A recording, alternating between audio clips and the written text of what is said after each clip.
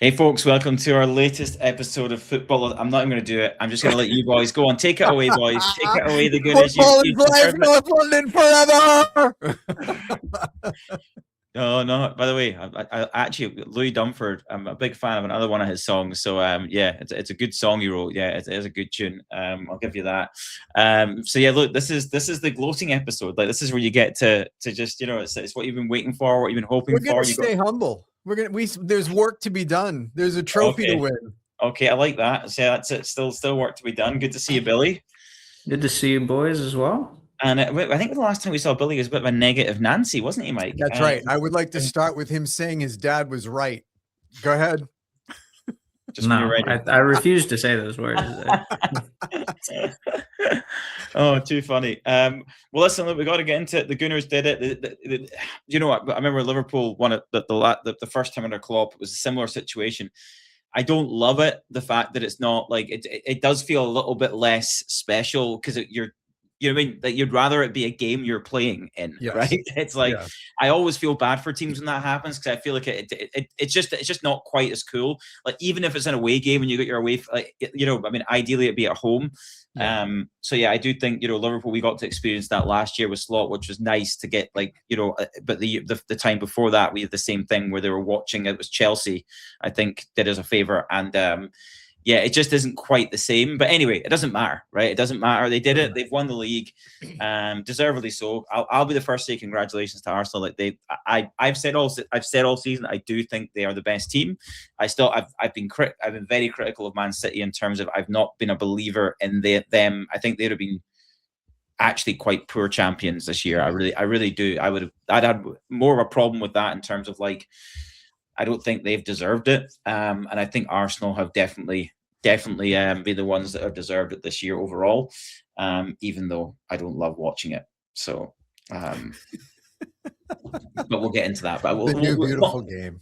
Well, we will talk about that once I let you have your moment, boys, because I'm going to be nice. So listen, I guess what I want to maybe get from you guys is a reflection over 20 years. This team. Do you think this is a sign of Arsenal? And I think to me the question is, do you believe they're going to kick on? Like, because sometimes what you get is like your teams kick on, they get the first one and they kick on, but the opposite can also happen where it's like they don't do that. But yeah, I mean, look, a lot of players I would say that should be at or around their prime, right? So it's not like you've got an aging squad. Lots to be excited about, and as I say, a big game next week. But yeah, what do you make of the season? The way that you've gone about it, like how enjoyable has it been? Watching this Arsenal team this year? Go ahead, Billy. You can start. I would say it hasn't been like wildly enjoying to watch. And as for like future possibilities of winning trophies, I think a lot of that comes down to the Champions League. They don't even have to win it. I think they just need to show up and have a good performance, and that will do wonders for the team going into next season. But I mean, this season. It hasn't been super exhilarating to watch, but I think Arteta has addressed an issue the team has had for years, and something that all the pundits would say, that we were a weak team that couldn't compete physically with anybody. And he's turned us into a powerhouse team that will go bully you everywhere on the pitch, and you can win your matchups, and that helps you win games. Okay, interesting. Surprisingly, I have an opinion. Weird, eh? Who would have thought? I'm shocked that you have an opinion. Go ahead, Ross. Yeah, I'll go ahead and I'll give it, and then I'll come to you, Mike, and get your perspective. But I think two things. One, I have I feel like I've been more bullish on Arsenal this year than most Arsenal fans, right? So I've, and I am, as much as we do talk a lot of shit in this podcast because it's fun. I like to think I'm quite objective in terms of if they're the best team, I'll just call it. They're the best team. They are. It is what it is, right? There's no danger that they're not going to what happened in last year's Champions League final. Will Arsenal will be so in that the worst case scenario, you lose it and it's you're not going to be we got smoked. That is just not going to happen. Yeah. That the teams are very, very closely matched up. You've seen that in recent years. They've played very recently, right? So in Arsenal have actually done well. Same as honestly, we've gone toe to toe with them, and even this year when we weren't that good at home, we've shown that. So I wouldn't be they're not this team that I think Arsenal should be afraid of. I think that they just have they have some difference makers. They're probably got more difference makers on one side of the ball, and you've got the difference makers on the other, and that just can make either a compelling watch or a very boring watch. We'll find out. But to me, either way, Arsenal are going to be banging that game, and I think you're going to be like, you're not going to be like devastated with like an absolute trouncing. On the Arteta, yes, I agree. I think he's, like I said, he's felt like there's got to be this way in. But I think that's Mike, I was obviously like, you're lighting you up at the Arsenal the Burnley game. It's just the the more I watch them, right? The more I watch, and obviously the more the season's gone on, the more games I'm watching, because they are compelling games, right? It doesn't matter who Arsenal are playing. I have to watch the game because it's the game that matters. And it's just like the diving, the time wasting. It's just. To me, it's actually gone like to your point, but like what I do love about Arsenal is see their robustness and their physicality and the way that like I love that in football. I wish that I don't like this like some of these red cards nowadays. I don't agree with it, right? I actually think you need to allow like tackling's an art and like it's a contact sport. That's just Kai Havertz coming. That was a red. I mean, again, that one to me is only a red because there's no attempt to play the ball, right? And so it was high. It was high. The thing is, it wasn't that powerful. That's one thing I would say. I think that's what all the pundits said. The only reason it wasn't a red was because it wasn't forceful enough. Yeah, but the thing is, to me, it's not that. It's to me like we've all done it, right? We've all played. I've done it where obviously the ball's been lost in a situation, and it wasn't even like you're in the attacking zone, so it's not like it's critical, and you just decide to make a tactical foul. I've never made a tactical foul like that. Like I can trip you up, or I can pull you down and take the booking.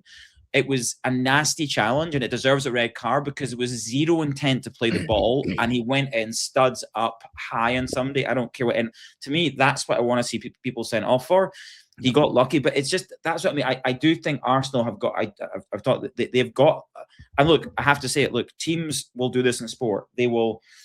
I'm watching some of the NBA stuff right now, and it's like teams will try it. If they can get away with diving, they'll get away with it. Like players do this all the time, right? I don't like it. I don't think they should. And I think if they didn't act the way they do, then it would make life easier for the refs. But this is why I've realized when I was watching that Burnley game, I realized what my problem is with Arsenal this year. And it's not that it's actually the fact that I think I love their players. Like Eze, I love him. Declan Rice is one of my favorite footballers in world football. Like I swear to, like, honestly can say that, right? I'm not a big Kai Havertz fan for sure. I'm not a big Gyökeres fan. I love Bukayo Saka. But their problem is all these players, I'm like, I know how much better they can be than they are. I know that because I've seen flashes, and I just want them to be that way. So it's almost like he didn't. What I'm trying to say, Billy, I think he's gone so far where you're now honestly so in that Atletico Madrid Simeone bucket now for me watching it in that Burnley game where it's like a game that there's no jeopardy for this Arsenal team. There's just no jeopardy in that game, but the diving and going over and time wasting. Honestly, I was counting it like it's over a minute to take a throw in for Arsenal. It's over a minute to get set, and it's like it's pathetic. Like the referees need to sort it out. But I think that's why I have a problem with it, because I just think it's so unnecessary. I love the fact that Gabriel and Saliba are like super. Timber is so physical. Like they are just difficult to play against. Like it's really tough. Declan Rice is Zubamendi's out the team, I think, because he's not physical enough. By the way, I do think that's a problem, right? But Joey, I think that's the only. And there's no people talk. There's no asterisks. Arsenal the best team. They deserve to win the league. Congratulations. It's just like it's getting so. I get annoyed watching it, not because I'm not an Arsenal fan, but because as a football fan, it's a lot of things I hate about the game that are wrong with the game that I think they lean into too much, and they don't need to do it because they've got a fabulous team of players. Fabulous team of players. I don't know what you boys think about that. That's my perspective. So I think that Arsenal is not the only team that time wastes. They're not. And so so I think they are playing the game that is the game today. I think I agree with Billy. I think there are two material changes to this club compared to the last 3 years. One is the physicality, and the other is the discipline. How many red cards did they have this season? That's true. That was 0.0. Now they should have had one for Havertz, but you look at that, right? So they got physical without going over the edge and getting red cards. And so I think the discipline of this team combined with the physicality has made them a bitch to play against. Yeah, I agree with you, Mate. I'm not saying other teams don't do it.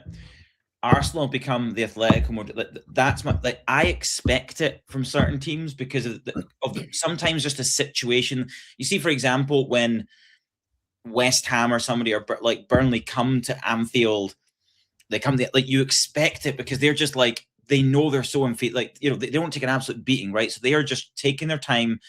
I think the referee should stop it. I don't expect it from a team like Arsenal that are so talented. And the thing is, it's like, you're so defensively good. Like you like you say, you can win those battles. I just think it's like, you're the team that should be going, get the ball back and play. Let's go. Let's beat, you know. So I think he's gone too far where you're just going to be unlike, like, see the Man City teams that won leagues. Obviously, it was devastating for me, but it was kind of hard. You have to say some of the football was phenomenal. Like I couldn't accuse them of the say. I couldn't have that feeling because it's just anti-football, and you know what it is? It's a spirit of the game. It's gone too far. You see that the set piece stuff, the coach, honestly, I give him so much credit. Like, in terms of like being creative, you're doing short ones now, like 100%. Like, good on you. Like, well, the thing about the whole set piecing is, like, those are supposed to be an advantage. Yeah, we've turned them into goals. Like, everyone bitching about they're scoring on corners. Well, why do you drive to get a corner? Because it's an advantage. You're supposed to try to score. 100%. And Arne Slot's been talking about set, like, been driving me wild. I'm kind of like, it's not the only way. I know. What is with that? Like, 40% of the goals. Shut up. Well, I think the thing is, he's done, I think what he keeps going back to it. And I think the problem he's done this day, and this is what he's been obsessed with, is, and I'm like, well, Arne, see, why would you not coach our team to be better at those things? We've got Virgil van Dijk, Ibo, like, we do have people that are phenomenally dominant in the air, right? So I'm just like, so the point is, like you say, I have no problem with Arsenal scoring their goals. Like, again, are they the best goal? No, they're all forgettable goals, right? They're not goals you're going to remember, most of them, right? But I have no problem with that. Like, the set piece side of things, and being well coached and being a bit creative in what they do and how they move and make, you know, I think is, honestly, I say a round of applause for the creativity side of things, right? It's just, again, they've taken things, and I think it is this, it's seeded in the desperation a little bit. And I hope now that they've won one, that evaporates, and you realize you don't want to be the team. You don't want to be the team that is known, because that's what you'll be remembered for. That horrible Arsenal team, like Simeone's Atletico Madrid team. Name me one fan that doesn't support them that will give you a positive reaction to the way that they play football. They won't, because and that's what Arsenal need to be careful, because do you know what they've got? They've got a lot of likable players. Declan Rice might be the most likable footballer in world football. Like, so don't tarnish this with the nonsense. And even I'm seeing a little bit of regression in his behavior, which I don't like. Like, before, he'd be getting guys up off the deck. Like, I loved the way that he led in the pitch. He was all about the game, and he's regressing a bit. So that's my only concern for this Arsenal team. But I think they can go on. Like, they could go on and win. I mean, I don't see anyone else in the English Premier League next season taking the jump with Guardiola going. I don't know, Maresca. I don't know. Maybe I'm wrong. I do think that it was like getting over the hump after all this time. Like, they had to win one for this to kick on. And I do think, I think a lot will come down to the Champions League and how they perform there. And if they were to win both, I think that not only from a recruiting standpoint, is that, like, the world is your oyster, and the money that they're going to be taking in from what they've done this year is banana lands. It's crazy. And they could win it. I genuinely have it as 50-50. I don't think. Yeah. The only thing, this PSG won it last year. I think. I just think I really do. I think it's a pick 'em. I think it's a flip of a coin. It really is. It's 50-50. There's no real. Again, it's teams with two very different strengths. I do think a lot of it will come down to how both. Because again, it'll be interesting to see how PSG, do they just stick to just the philosophy they always stick to? I don't know that they will. I think it was going to be a tactical affair between Enrique and Arteta, and I think that's going to be super interesting to see who. And I sometimes these games are decided with you hope it's decided. Well, no. Actually, I hope it's decided by a moment of magic. Like Eze, he's got that right. Okay, you've got a guy like Eze or Saka. They've got Doué. They've got Dembele, Kvaratskhelia. Like they've got these guys that can just a moment of. I want it to be decided by that, but I do think this game might be one and decided on actually in the dugout. I do think this is going to be a very tactical affair. I think a goal early can change that. I just hope there's an early goal, because I do think that changes That'll things. open it up. Yeah. And honestly, in a way, like, not because I don't not want Arsenal to win it. It's like, I actually think if PSG score early, it makes it could be a fabulous game, because Arsenal it'll coming force out a different Arsenal. Yeah. But Arsenal can, like, one there PSG, like Liverpool, you can create chances. Now look, I think Marquinhos is playing out of his mind. He is as good as any defender I've seen this season. Some of the blocks and the way that he leads that back line has been incredible. And what's the young boy they got beside him now? Begins with P. The guy, Pacho. I don't know who he was. He's been excellent. So, but I do think Arsenal, I just think they can score against them. Like, you can score goals against this PSG team, as Bayern Munich proved. So I just think I would love it to turn into that. Blow for blow is what we want. I don't think we're going to get that. I think it's going to be very tactical, and I'm hoping it's not, like, I hope it's a moment of brilliance that wins it. We'll see. But yes, what a season for the Gunners. And listen, that's like 90% of our listeners we're basically Arsenal TV here. Right. Yeah. So to all the Gunners out there, like and subscribe. Yes, like and subscribe. Exactly. That's it. We and you get your flowers. You get your flowers. That's so right. Yes, well done. And again, I'm shows sticking by the manager. And again, I have to say, I did say way back when everyone was calling for his head, I was like, I could see what he was trying to do. I could see the picture. I was like, and I think he's done you have to say he's done a good job in terms of you think of what they've built now in terms of, like, the feeling around the club, not just this trophy, right? But that's obviously what you're going for. But now there's such a vibe and positive feeling around the club. 100%. Can I ask you a question? And I'm going to get a little bit salty here, right? But again, this could just be personal thing. And I just want you to give me just honest, think if this was Liverpool, right? Or Man City or Man United or Chelsea. So obviously Liverpool won the league, and the players were watching it. I can't remember, it was outside somewhere, and Chelsea did the job, and they were obviously jumping about like the Arsenal players were, which was all great, right? So that's all wonderful to see.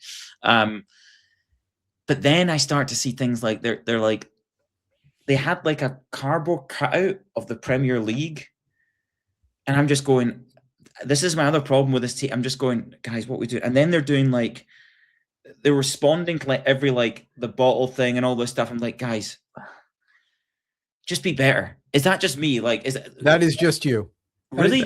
This is 22 years of all of these people. So 22 years since we won a title. You've got a dickhead in the city stands with the Arsenal tears bottle. Yeah, screw you. We're going to come back at you. So absolutely.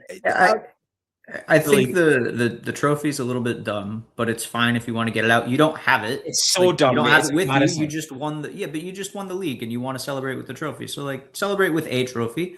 You'll get it in a couple of days, but it's not it's a little bit dumb. It's a little bit dumb, Ross. But it's Billy, not, I appreciate your honesty. It's not as dumb as you're making it out to be, but it's a little bit dumb. The bottle thing, that's totally fine. That's just banter with the fans. Who gives a shit? Like, that's totally fine. So again, I'm softer on on the reaction to things, because they've been just happy bottlers for how long. So of course you're going to get into that. But I'm just happy that Billy is honest and objective and says that if that's another team, you're going, what a bunch of clowns. What are you doing? But anyone saying that we're over celebrating, you can go fuck yourself. No. It's not over. And it's every match for like the past 3 years. Billy, we've over celebrated. It's so stupid. No, but it's related in terms of do you know what it is? I'm trying to think of an analogy. It's like, so you know what it's been, Ross, is I on the Arsenal side of this, I feel like there's more non-Arsenal venom than there is for any other team in the league, more so than I ever saw anti-City. And so I think that this team has developed an identity of us against the world, and so they're going to celebrate. And listen, I have no problem with celebrating. It's like, look, by the way, you can say this. I was getting last season fizzing pelters in the same way from all of my mates, right? It's the same thing. The media go, this is Arne Slot, like criticism, right? Okay, it's like I think the difference is like a Jurgen Klopp is I think that the figurehead of your club matters in these scenarios, and I think Klopp was just a bit of even then I would still get a bunch of shit, but it's like because Klopp was so good, it's hard. The same as Guardiola, it's kind of hard not to just kind of go, he is really good. I just think it's like it's almost like you just got like I don't know. I think it's in the leadership. There's like somebody go like, guys, it's like a bunch of mates that you need somebody to be level-headed and sensible and go, guys, like, don't like we're gonna look like idiots here. And I just think it's something seated in them, the way they show up with these things that you go, what, like, just, and you see the guy with the bottle and all that, right? You know why? My is like, don't even respond, because actually you give it more airtime. Like, you actually lean into it. You actually make more of these things. You just go, do you know what? We do our talking on the pitch. We're going to lift that trophy in front of our fans. That's all you need to do. That you don't need to get involved in these things. Like, you could just be better than that. I wouldn't want my players doing that and responding to some moron doing an Arsenal bottle thing. You go, who cares? That guy's an idiot. Like, what does he know? Was it Miles Lewis Skelly who did it? No, I think it was somebody. It was Eze. I think, was it? It's several people have done it at this point. Like, I think everyone in the club has done it. But I think it's still just a whole bunch of banter, Ross. Like, I think back to when Haaland said "stay humble" to Jesus, and I thought that was like way out of line and really fucking stupid. But then we go and we beat Man City, and Lewis Skelly goes and does his celebration after scoring. And like, Lewis Skelly's getting pelters doing that's that. fine. See, that is banter. Like that. Do you know what? Do you know what it's like? Let me give you an example, right? And you boys will know this, right? So the best example of, like, to me, there's winning with class, and this is what Arsenal lack a little bit, right? They don't win with class, right? And you know who did it perfectly? I don't know if you remember, because you're big Boston sports fans. Tom Brady and Rob Gronkowski, right? When they won it, and they took that video themselves, and it was like bad boy for life, and they were just like the smile. They didn't say anything. There was a smile, and it was hilarious, right? So to your point, banter is funny, right? And like that, some of the things these Arsenal players, like, they just don't have the class to go with it. And again, it's just be a little bit better. Just be a little bit better. Ross. They also I blame Martin Odegaard, but that's why. Odegaard. They have more class than any of the past 8 teams to win it, because I have never seen every single member of the team going out into the public and celebrating with the fans. I'm thinking of Declan Rice at like 5 a.m. the other day with Saka and Eze and Timber. Like, you never see that from great. The players. I love that. And that's what it should be. It should be something that means a lot to the people, both the players and the fans who support them. Yeah, I'm with you on that. That's wonderful, but it's the cardboard trophy and stuff like that. I'll give you the cardboard trophy. The only dumb one. I'll give you the cardboard trophy. But like, that's one thing out of a long list. You know, the common denominator, all the over celebrating. Who's at the front of it? See, when he's injured out of the team, Declan Rice doesn't do that shit. He doesn't do it. Well, look, we've all known that Declan Rice should be the captain of this club, and there you go. And that's the problem. And that's what I'm poking at. That's the problem. So we'll see. I mean, we'll see what happens next season with that. But I hope they change it, because they should. I do too. Because I mean, it is because the thing that's going to get legs now is the reuse of "it's not done," because now it's not done. We've got a Champions League to win, right? Like, read the double entendre of that statement now. It's not done. We've got another trophy to go after, and Declan Rice should be the face and the captain of the club. I totally agree. Exactly. And that to me is like losing with a bit of class. Like, he to me, he oozes class. That's why I like him. And that's kind of what I was poking at, is you've got the wrong guy in charge, and that's where that behavior comes from, because it's always him. He's always involved in it, and usually at the forefront of it. Blame the Norwegians. They're all weird. Holland's the same way. So there you go. But listen, look, again, well done to Arsenal. Deserved winners. We're going to move to, let's talk briefly about a couple of things. So obviously, Man City, Pep leaving, big news. Enzo Maresca, I think confirmed, it feels like. Yeah. I think that's all locked in. And Xabi Alonso comes in at Chelsea. So interesting, because obviously Maresca was at Chelsea at the start of the season, right? And obviously he worked under Guardiola, so it seems like that's let's make as smoother transition as we can. Based on who's available, I get it, right? Makes sense to me. I don't know that he's going to take them. I don't think he's going to sort out the defensive frailties they have. I think from what I've seen at Chelsea, it's going to be the same problems next year. Xabi Alonso, though, I think probably as good as Chelsea could have got. Probably, right? Yeah. Given the way that the shit show they've been and who's available. My brother's a Chelsea fan. I think he's pretty happy with that. I think you have to be. I know he didn't have a good time in Madrid, but you're probably going. I think 2 decent appointments, right? But also probably I'm going to ask you, like, probably 2 appointments that don't scare you guys, right? No. Maresca City, I think, is stupid. Yeah, They should have doesn't gone scare you. for Doesn't scare you, right? Alonso. Because to me, they're the only team that can we're not going to be like, we're just not going to be there. I genuinely think City are the only team that could compete with I you next really year. like United getting Carrick for United. I think that's a good. I think he earned it. I just don't. He Again, 100% earned it. We talked about this no- last time. But no I way. think you there's needed no way they're someone. competing with you guys. There's no way they're going to compete with you guys next year. Since No way. January, they have the best record in the league, right? Why is that, Am I Billy? making Why that is up? Because they signed No, Carrick. no. Because No? Why? honestly, it's being blunt. It's because when you're playing 1 game a week and everyone else around you that's competing, For I- sure, I- that that- absolutely sure, that plays helped. But into I it, also but think that you're that out of every Carrick tournament. unlocked for them and said, play what you're best at. He did. He And- did. But do you know what it is? so I think he definitely earned it. Am He I did earn it. scared of United? No. But my Andrew point is, this is my Redgrace, I'm talking to you. I'm not scared of Yeah. United. Exactly. You're not scared, mate. Do you know why? Because what Michael Carrick, I think, does is stabilizes them Yes. in that area. Yes. He's not going to push them. So you then throw in Well, Champions League stabilize. They're football. in 3rd place.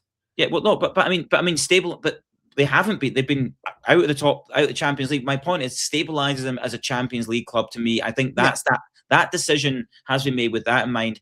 And then to your point, Billy, yeah, the upside, maybe he could progress as a coach. We will see what happens. And with these other appointments, I mean, I think the ranking of the top 4 next year, I think there's a lot of flexibility in that. With I think ahead of them.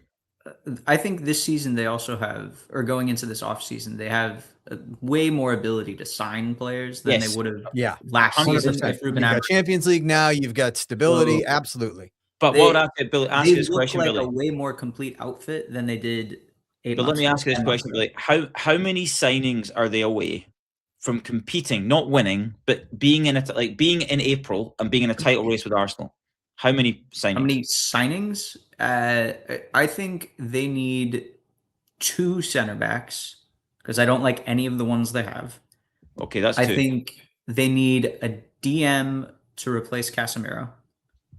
At least and one, maybe DM. a left back to replace and a right back, Shaw.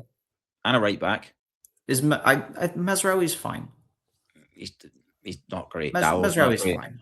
He's fine. And then so you got Mbeumo, Fernandes, Menu. Is Sesko the guy? I think they need a striker.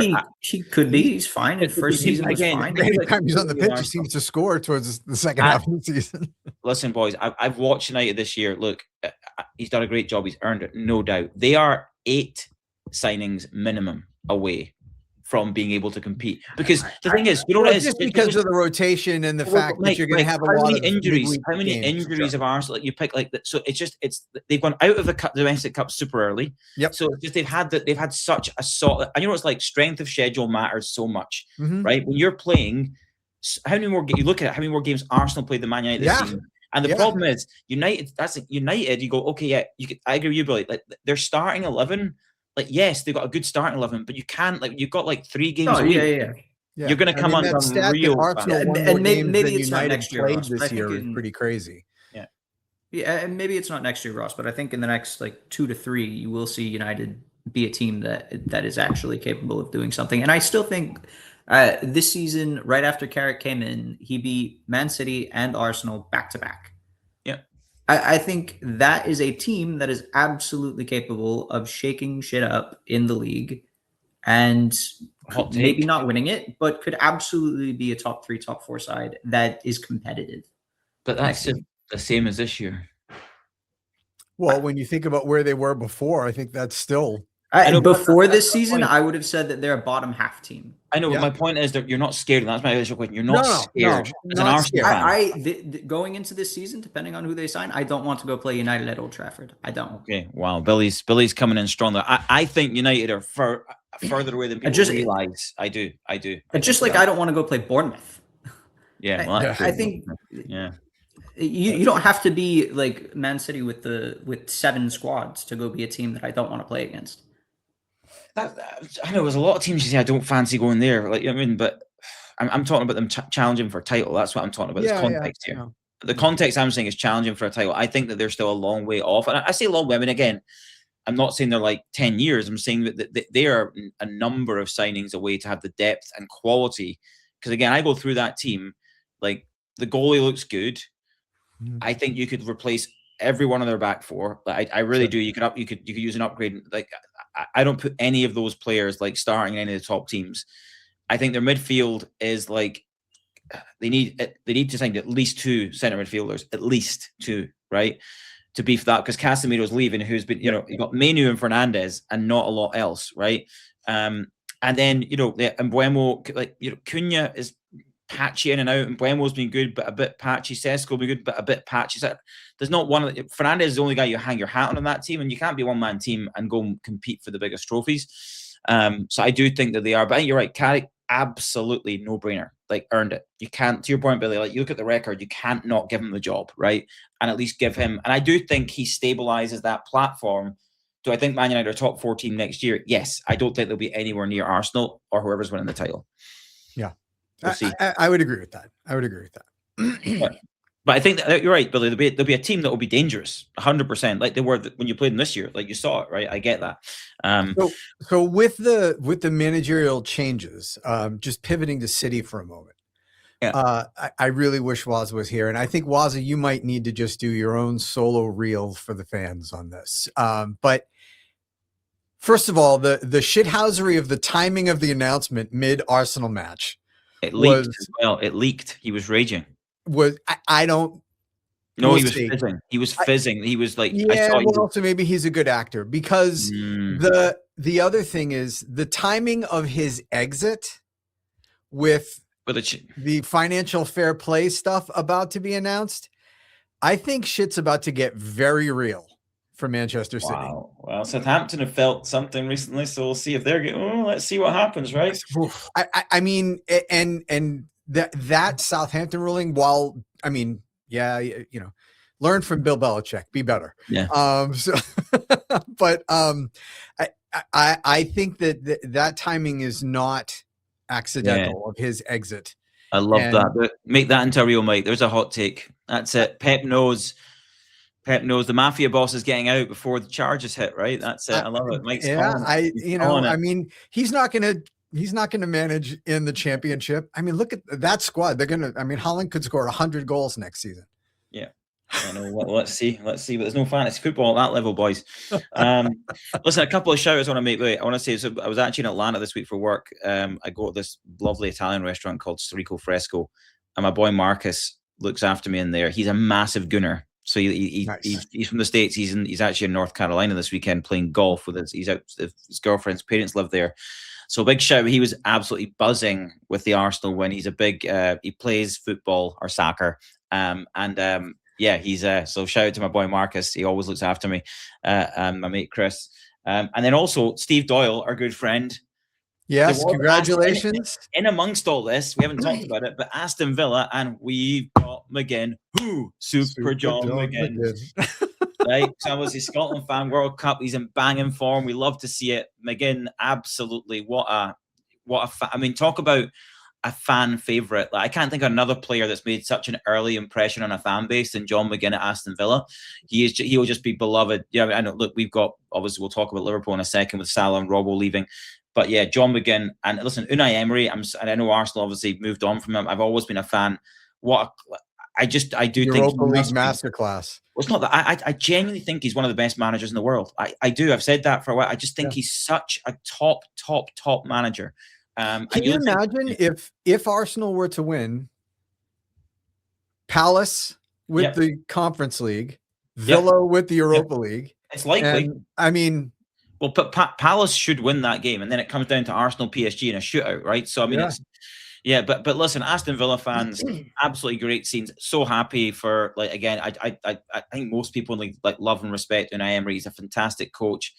think the way he handles himself is brilliant. The way he develops players like Morgan Rogers has just become an absolute world beater, right? He looks, I mean, he's better than Jude Bellingham, in my opinion, on current form. So yeah, I mean, just fantastic to see. Obviously, as a Scotsman, love to see John McGinn at the heart of it all. Captain lifting that trophy makes me feel a bit of pride as a Scotsman. So yeah, he was telling a great story about, you know, like growing up and stuff and what it meant to him. Yeah. So yeah, congratulations to Aston Bija. Very good. Good evening, everybody. Good evening, Steve. Yeah, I think I said it Indian there. I don't know. But yeah, impression's not my thing. Okay, well, let's move on to Liverpool briefly, and then we've got a couple of other topics we want to hit on. But Liverpool, so we've got another Salah gate, another Mo gate. So I don't know if you saw it, but Mo Salah came out with another social media post talking about how Liverpool maybe, you know, he's one of the standard setters, you know, off the pitch, which I've always believed to be true, and yet I think you do need those people. But then he did talk about the heavy metal football, the style of Liverpool being front-footed. Yeah. Yes, so quite seemingly very pointed at our current coach, Arne Slot, who's under massive pressure. Arne Slot dealt with that, I think, as he does pretty well, and said that him and Salah want the same thing, Liverpool to be successful, and they're making assumptions that his style of football and the way that he wants to win is different than what Mo's saying, which I think is, from what we've seen, it, you know, well, anyway, you can draw your own conclusion from that. I don't know though. I mean, I'm thinking back to like Roy Hodge and Brendan Rodgers. The last times it was toxic at Liverpool, it's so toxic. Honestly, like I still believe I do. Like I think I saw one sensible Liverpool fan saying is that I think there was a Slot out banner at the training ground. It's going to be horrible tomorrow when it's a big game. A horrible send off for Salah and Robert. So I think somebody's saying, look, somebody said put a sign up saying, look, it's not been good enough, but we're still behind you. Like, as in, like, because you have to be, right? And that's where I'm at. I'm just kind of like, I just think I'm a bit disappointed in the Liverpool fan base. I've said this. I do not like the football. Like, it pains me to watch Liverpool. Certainly the second half of this season, it has been tough and horrible. But you've been through these times as Arsenal fans, right? I've been through them before as Liverpool fans. And I just think you've got to back, like, I just think you've got to back the guys there. I just don't like this, because the opposite is what we're doing now, is thinking if we stay toxic, it'll become untenable and we'll have to move on. I just don't think that's the right thing. As much as selfishly, yes, would I prefer a different coach with a different philosophy? But yeah, it's honestly a bit of a mess. Do you think that he's lost the locker room? Or, I mean, clearly he's lost Salah, but Salah's out. Do you think that with Salah's exit, this rights itself? Well, yeah. So actually, sorry, yeah, good point, Mike. So I'm glad you mentioned that. So he's lost the fan base because he doesn't have the answer. It doesn't have the answers, right? Okay, and it's been so bad, and he's not shown any chops. As I said in the last podcast, the problem is you can't be that short. Like, you have that short memory. Like, he did have the answers, and he said that he was like, Mo loved the way we played last year, because he got loads of freedom to go and score 35 goals. Right. So I was like, good on you, Arne, for standing up for yourself, because that's really fair. So I think he's lost a faction of the dressing room that's very, very important. And I think the problem is Salah has been the key figurehead of this. He's obviously, Robertson is never going to do what Salah did because he's a better human being. And he's got less ego. But he's been treated in a certain way this year, kept his mouth shut. But you bet your bottom dollar he's been watching Milos Kerkez be an absolute car crash for half the season, and thinking, why am I? I've been there. You go, why am I not playing? Like, you go, like there's no player. Like, psychologically, that is tough on a player when you know you're better than that player, and they're not even playing well, but yet they still get played ahead of you, right? So I think you think about those. Robbo's got a big personality in the dressing room. It just erodes. So what is showed on the pitch, we are not a team, and that's all that's happened now. To your point, Mike. With Mo and Robbo leaving, with new players coming in, if you establish a new leadership group, yes, that can change, right?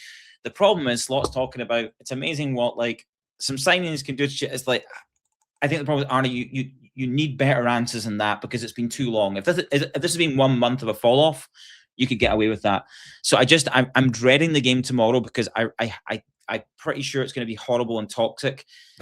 And if we don't win it, like, it'll be the worst send-off possible for two legends of the club. So I hope that everyone just wraps their heads and goes, the fans included, and goes, we've got to even pretend, just buy in to all being together. The players do it too. We go and win the game. We give those guys a send-off, and then we dust ourselves down and we deal with the issues that we have in the off season. That's why I hope we've got to be better as a club. I'm honestly like disappointed. I hate reading the social. It's just horrible, and I just don't think it's right. And I think the Liverpool fans are letting themselves down a little bit. Yeah, that's it. That's my honest answer. I think Jurgen Klopp would say the same thing, and if he's there, he might give him a talking to, which is probably. He's been all over social media lately. Well, he's doing a lot of like the Robo story and all that. Yeah, So he's been, which is cool. But and by the way, great. Watch that, phenomenal, like brilliant story. But yeah, I think he's flying in for the game. I'm hoping he just gives the fans a talking to and a bollocking, because they need it. I understand it. I'm with them. I'm not denying what they're seeing, but I'm like, guys, we've got to be better than this as a fan base. So, yes, so that's what I'd say about that. Okay, listen, a couple of other very contentious things I want us to get to. Listen, fantasy. It's the last week of the season. Throw a Hail Mary if you have to. There's not much for us to say here, right? So just you're on your own now, fuckers, right? Okay, you're on your own. We try. We have given you enough dynamite and gold on this podcast because we've not let Waza say anything. He just drops off, which is helpful, right? But between Mike and I, we've given you some absolute belters, right? So listen, you can watch all these other numpties talking about it, but listen, we know what we're doing, right? Mike is the data guy, and he tells you this, and I give you the spicy instinct, the instinctive picks. And between us, we're pretty spot on. But anyway, enough of me bragging. Bruno Fernandes, Player of the Year. Normally, that would go to almost always. I remember I had a problem with Liverpool one year. I felt one of our players deserved it, but a City player got it because they won the league. And I'm like, it normally does go that way. How do you feel as Arsenal fans, first of all, who would your pick be? Let's put it that way. Who would your pick be, or who would you put ahead of Bruno? Or do you think Bruno is a deserving winner of that award this year? Billy, you go first. Well, I might have actually missed something. I know he won the Football Writers Player of the Year. No, you got the player of the year. He won the PFA Player of the Year as well. I'm sure I saw it on social media today. Yes. Probably no. I'm not opposed to someone not on the winning team winning. Neither am I. The Player of the Year. If Liverpool won the league a couple of the seasons that Haaland scored 1 million goals, like I have no problem. Or if Arsenal win the league a couple of the seasons, Haaland scores 1 million goals, I have no problem with. So the PFA Player of the Year, according to Gemini, has not been announced. So this was the writers. You're right, Billy. Okay, so I know that came out. That was 3 hours ago. Yeah, 3 hours ago. I saw the Football Writers Player of the Year a couple weeks ago. Bruno Fernandes named Premier League Player of the Season after Stellar Man United 3 hours ago. The PFA players?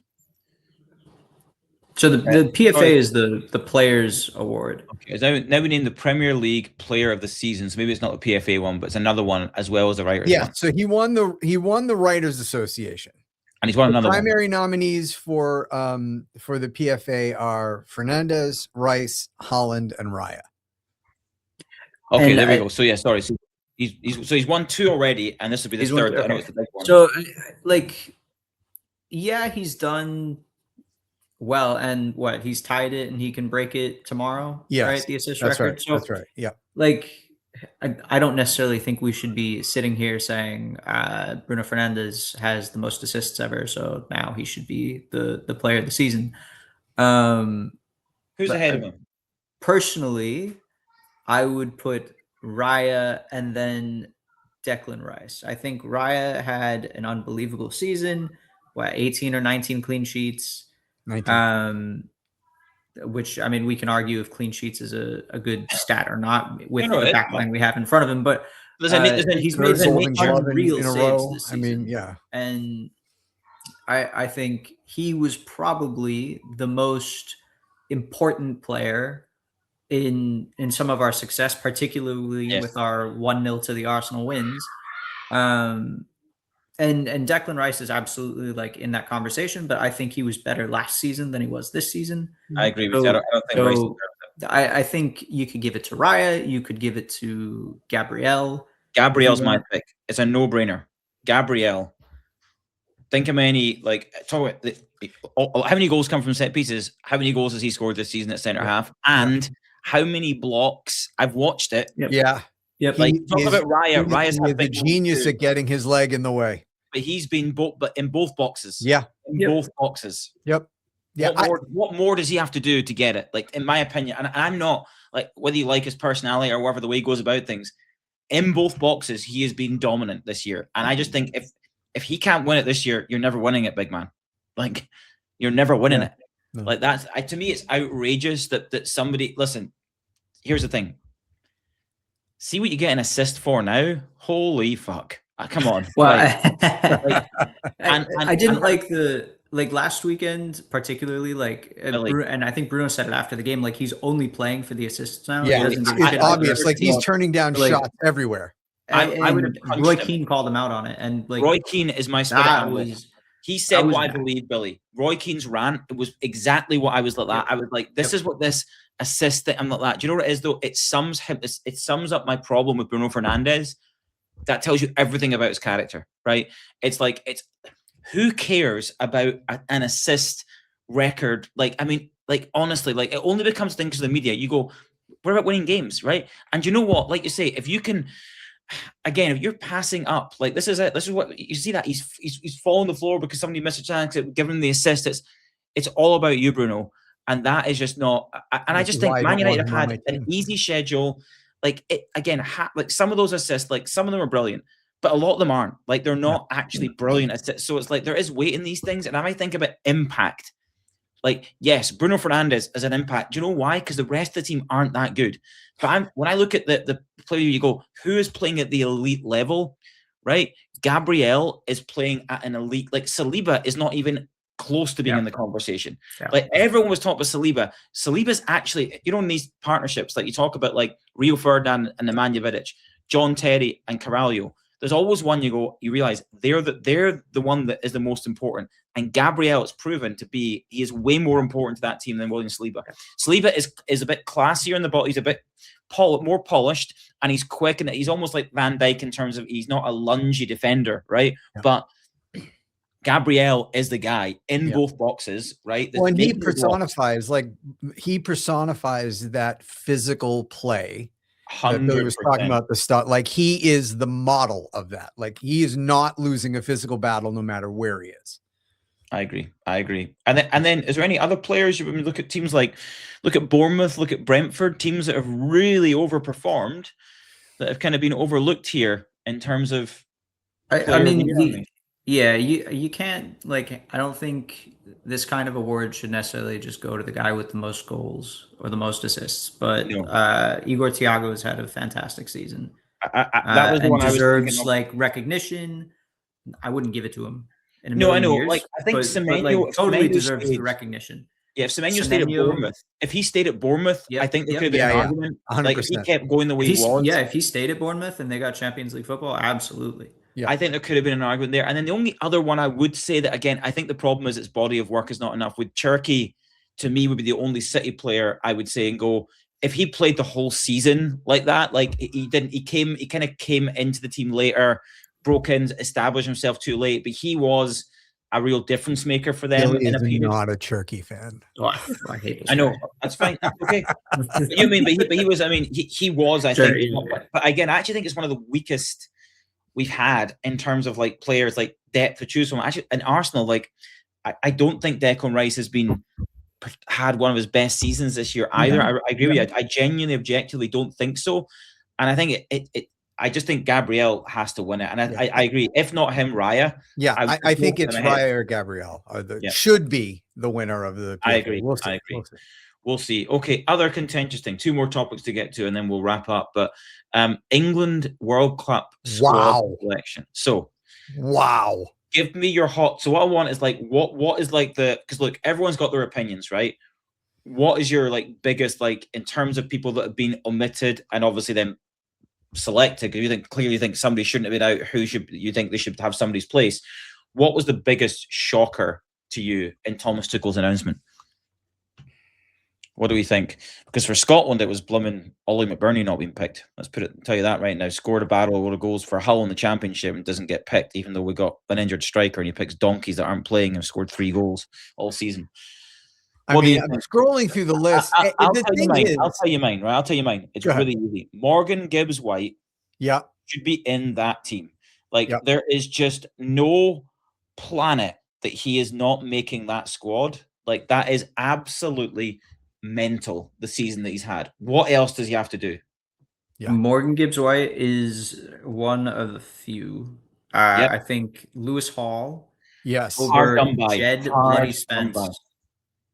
Jed Spence. Why is Jed Spence on the plane? Because he loves defending, apparently. But he's done nothing. I know. He's on a Tottenham team that's about to get relegated. It's bizarre. Yeah. It is bizarre. Yeah. Like Adam Wharton could be on the plane. I'm looking at their like Unless Tottenham I'm looking at their like out of World Cup squad. Yep. And like this starting 11 could make it out of the group. They could. Yeah. I mean, the US would bite your hand off to have every one of them replace our starting 11. I know. What do you think, Mike? Is there anyone else that you're? Yeah, no, I was going to say Hall for sure, and scrolling through the list. Look, the team is awful, but Jared Bowen is a gamer. Dude, Jared Bowen should be in ahead. Do you know who the worst pick? I'm going to tell you right now. Don't get mad at me. No, Noni Madueke. Awful. Like Morgan Gibbs-White, Jared Bowen, I could just go on and on with players, right? That should be in. I'd put Cole Palmer. Cole Palmer.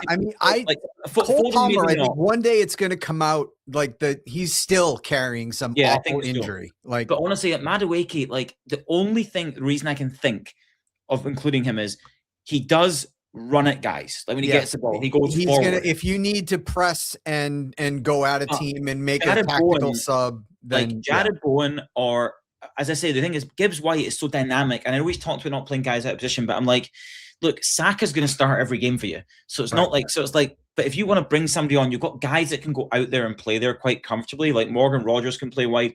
Like Madueke is a shocker.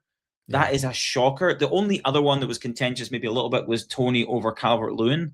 I thought maybe a little bit contentious. I think Calvert-Lewin, but again, I do think Tony maybe is a little bit more physical and nasty, and maybe that's why he's brought him in. So I was okay with that one. What about Harry Maguire? That was the other one that got a big uproar, his exclusion from the squad. I actually think this John Stones. John Stones played this year. John Stones hasn't played like a minute this year. I think Harry Maguire's had his best season in like 5 years. Yeah. And like, he's only played 11 games. He's been crap for the last 5 years and been a shoe-in for the last 5 years, and now he's okay, and he's not. I know you're right, but I do think that people talk about experience that he has only played 11 games or something, or 12 games. So I'm like, look, whatever. Again, playing once a week. I mean, look, he is well rested though. Like you would say that. The freshest guy on the pitch. Generally, like I feel like constantly the other guys, Reece James, always injured. Like honestly, like you're going, that's a what, and then like.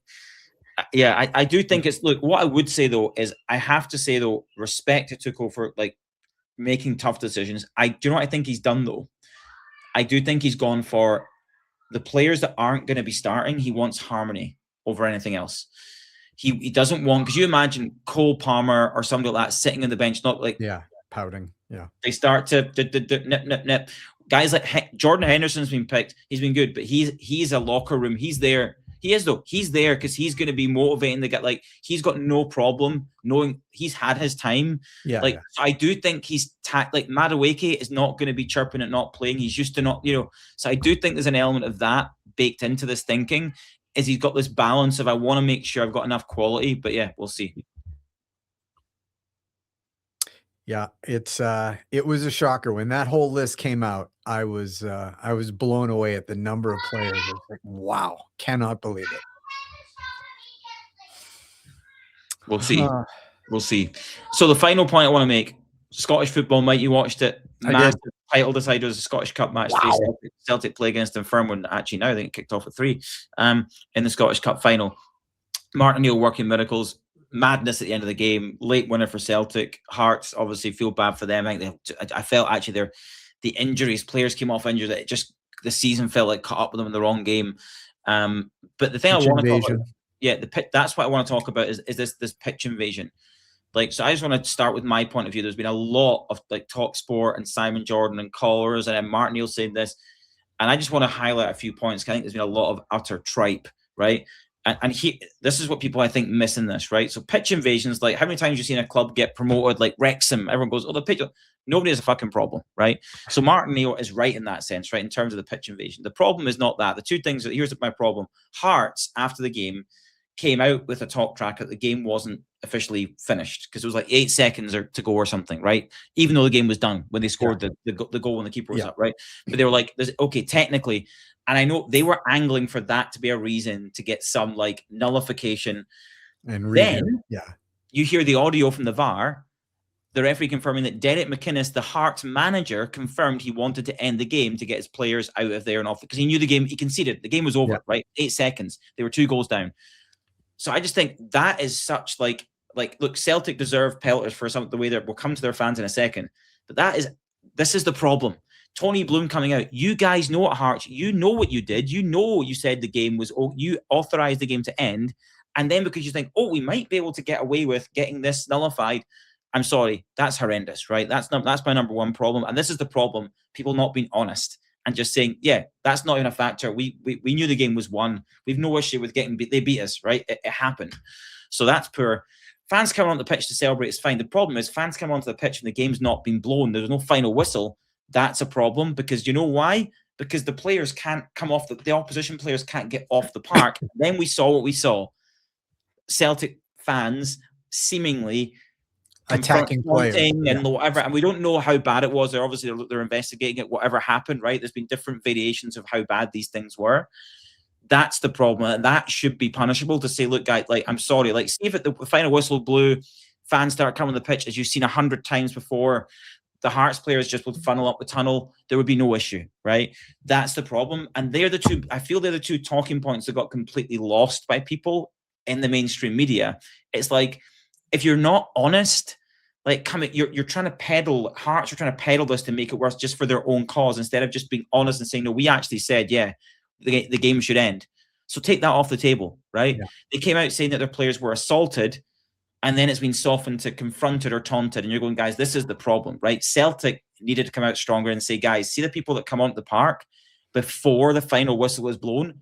Unacceptable, right? There's a debate whether they should be allowed to come on at all and whether we want that in football. The media like it because it creates these pictures and these images. So I just think the whole thing kind of blew this. And I think this is going to be severely looked at in the summer. Yeah. So anyway, that's my Scottish football rant. But yes, anyway, well done to Celtic. Hearts there's been a lot of like, Hearts are amazing. I actually feel that's kind of crap. Like, you just came up. I just felt your injuries cost you. I think you were the better team, and they just not only have injuries going into the game, they have guys going down in the game, and they ran out of depth. And it is what it is. So anyway, that's us, boys. Anything to add or anything to close on? No. Whatever the weather. Listen, massive game next weekend, boys. Massive game. I'm really looking forward to watching it. Genuinely, I think it's two really good teams. I hope, as I say, we get a really compelling game. We have some crackers in the Champions League this year. And big question is, will Julian Timber? He's hinted he might be available, so I would lean towards he might be in the bench if that's the case. But knowing Arteta, we'll see. We'll see. If he comes on even for 10 minutes, I think that's the sign that he's available. Like for the game tomorrow, I mean. I don't think he will. I don't think he will either, but we'll see. I mean, yeah. And my parting gift to everyone is listen, every person for themselves in fantasy, God knows, especially with City Arsenal, God only knows who's going to play. If you've looked at social around the predicted starting 11 for Arsenal, Gyökeres. It's crazy. Gyökeres is going to start because Kai Havertz will start the Champions League final. So I think a lot of people believe it's going to be Jesus because he's on his way out. No, I'm telling you, Kai Havertz, Mikel Arteta's got like a hard on for him. He just loves him. He's got a semi for Kai Havertz, just gets him going. I don't know what it is, but he loves them. I don't know why. But yes, he will play Kai Havertz. Alvarez in and Gabriel Martinelli out is a big rumor right now. Well, we'll see. But I'm telling you, Gyökeres will start tomorrow. That's my tip. Victor Gyökeres, for an Arsenal player. I do expect. I was thinking like Gabriel Raya feels safe, but maybe he'll wrap them in cotton wool. I think he's going to start Kepa so that Raya starts the Champions League. I think because Raya took a sore one as well in the ribs. I think you're right. I think Raya's one that won't start, but I think Gabriel might play. Yeah. We'll see. But listen, enjoy it, boys. Enjoy final day. Listen, it's all about not the other side of North London, mate. Down the bottom, Spurs. We didn't talk about it. The thing is, though, if City get relegated because of all this financial fair It play may not stuff, matter. Spurs stay up. And I tell you what, Is that what they're saying? Yeah, did you hear David Moyes though? David Moyes. David Moyes. I would love to keep West Ham up. Like, he's motivated. I see. I mean, the great thing is at least there's something at one end of the table that matters on game week 38. Yeah.